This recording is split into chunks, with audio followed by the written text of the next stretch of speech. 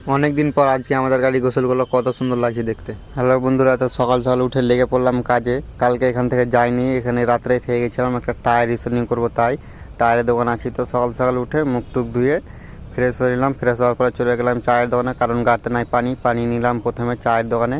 পানি নেওয়ার পরে চাটা খেয়ে এখান থেকে বেরিয়ে চলে এলাম গাড়ির কাছে। গাড়ির কাছে এসে খুলে দিলাম টায়ার। আমাদের আগেকার টায়ারটা হবে নতুন, এখানে পুরাতন টায়ার দিয়ে নতুন টায়ার মিস্ত্রি নতুন করার জন্য টায়ারটা খুলতে চালু করে দিল কাজ। ও খুলে রবার্ট লাগাবে, মেশিনে বলবে, হিট দিবে, কত রকম করার পরে নতুন হয়ে বেরিয়ে আসবে। তো এখানে যত গাড়ি দেখতে পাচ্ছি, এখানে সব গাড়ি পুরাতন টায়ার দিচ্ছে আর নতুন করে বের করছে। এবার চলে এলাম সার্ভিসিং করতে। তো পাশে ছিল সার্ভিসিং সেন্টার, কারণ এখানে তো আমরা দিনভর সন্ধ্যাতে পেলে পাবো টায়ার। তো দিনভর তো বসে বসে কোনো কাম নাই, গাড়িটাও কিনেছিল, তাই লিফটের টায়ারটা আগা দিকে করে নিয়ে চলে এলাম সার্ভিসিং করতে।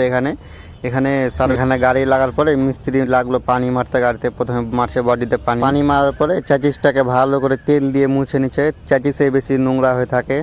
তারপরে সারাপ শ্যাম্পু দিয়ে গাড়িটাকে চিকনা করে ভালো করে ধুয়ে নিল। কত সুন্দর লাগছে এখন গাড়িটা দেখতে, আগে কত নোংরা হয়েছিল। তো গাড়ির ধুয়ে এখানে চলে এলাম আবার টায়ার মিস্ত্রির পার্কিংয়ে। এখানে আমরা থাকবো, কারণ বলে দিয়েছে কি যে টায়ার তোমরা আজকে পাবে না, মেশিনে ভরা আছে, হিট হচ্ছে, রাত্রে 9টার পরে বেরোবে। তো রাত্রে তো লাগা যাবে না গরম টায়ার, তাই জন্য তোমরা এখানে থেকে যাও, কালকে সকালে বেরোবে।